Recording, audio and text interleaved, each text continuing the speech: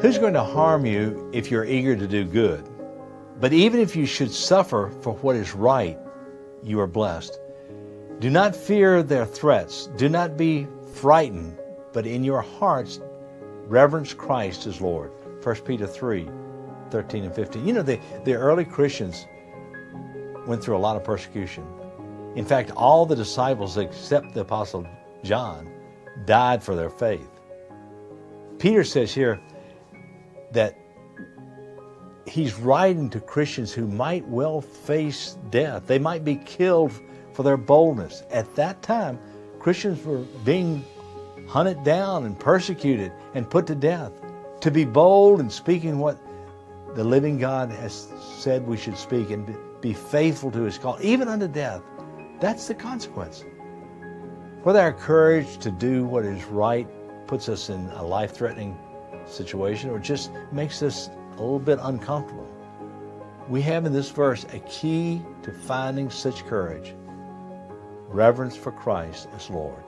See, when I know that Jesus is Lord of every area of my life, He gives me boldness. He gives me courage. Because, see, I have an option.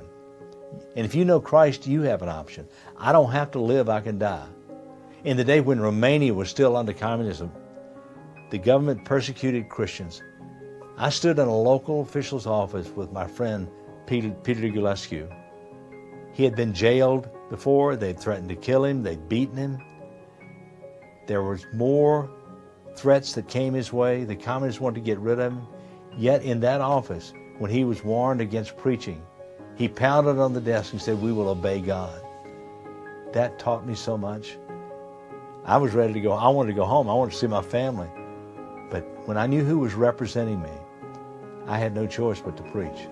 After the revolution, standing in a city square where thousands, estimated 75,000 people were there, I had the privilege of preaching the gospel for the first time over national television in Romania. It was a wonderful time. Yet at the end of my message, machine gun fire broke out, and I thought it was it. I thought, this is it. It's crazy what you think. My first thought was, Lord, help us, we've been attacked. My second thought was, thank God I'm in the middle of this crowd. My third thought was, I'm probably going to get trampled to death. But the guy standing next to me, a general, said, "Salute to the dead, salute to the dead." But boldness took me there. I had some second thoughts, without question. It was a fearful moment.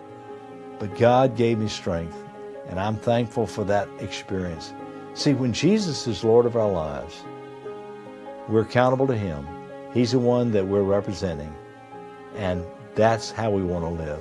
We're citizens of a heavenly kingdom, and He holds all authority. He created it all. He has gone to prepare a place for it. I know that I'm going to be with Him. Have boldness to stand strong for Him and represent Him well. Quality leather serves you nearly forever. Choose Weaver leather for equine, livestock, arborist, craft supplies, tool belts. Visit weaverleather.com.